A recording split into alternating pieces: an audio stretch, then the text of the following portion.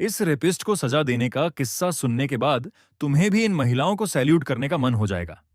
दरअसल नागपुर जिले के कस्तूरबा नगर में अक्कू यादव उर्फ भरत कालीचरण नामक एक दरिंदा रहता था, जो कि आसपास के 3-4 एरिया में अपनी धौंस जमाकर बाहुबली बना बैठा था। वो बचपन से ही चोरी लुट, बच्चे बूढ़े को परेशान करना और खासकर स्त्रियों को छेड़ना और उसके साथ बलात्कार करता था।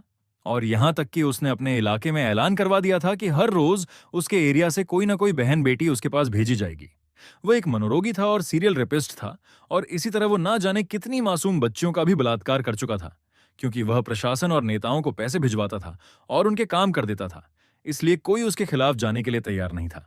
यहां तक कि अगर कोई उसके खिलाफ जाने की कोशिश भी करे तो वो छूट जाता था और उसके बाद अपनी फरियाद करने वाले का बहुत बुरा हश्र करता था। एक दिन की बात है, 2004 में उसने उषा नारायण नाम की वहीं की रहने वाली एक लड़की का रेप किया और फिर उससे पैसे की मांग की।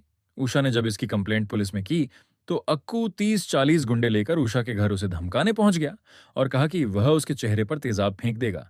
अगर फिर से हमारी मुलाकात हुई तो आप सोच भी नहीं सकती कि हम आपके साथ क्या करेंगे। उषा ने तुरंत पुलिस को फोन लगाया, मगर जैसा पहले होता था पुलिस नहीं आई।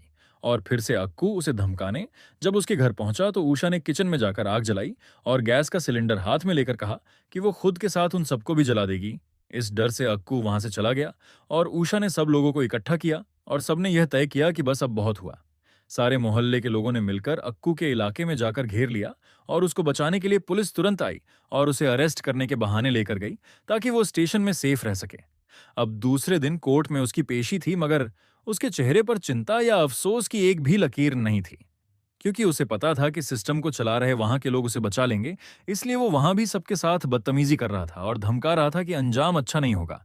उसमें से एक औरत जिसका पहले वो बलात्कार कर चुका था, उसको उसने वेश्या कह दिया और उस औरत ने चप्पल निकालकर वहीं उसे पीटना शुरू कर दिया। जैसे ही पीटना शुरू किया, 200 महिलाएं कोर्ट के परिसर में इकट्ठा हो गईं और उसे घसीटते हुए बाहर लेकर गए। और फिर सारी महिलाएं चारों ओर से उस दरिंदे को घेरकर उसे बारी बारी से मारने लगे। और फिर सभी औरतों ने उसे नंगा करके उसका गुप्तांग काट दिया और फिर उसे तड़पा तड़पा कर जान से मारकर अपना बदला लिया। और फिर सारी औरतें कोर्ट रूम में हाजिर हो गईं। क्योंकि औरतों की भीड़ ज्यादा थी, इसलिए कोई गवाह बनने के लिए तैयार नहीं हुई और वो सारी औरतों के खिलाफ कोई सबूत न मिलने पर कोर्ट ने उसे बाइज्जत बरी कर दिया।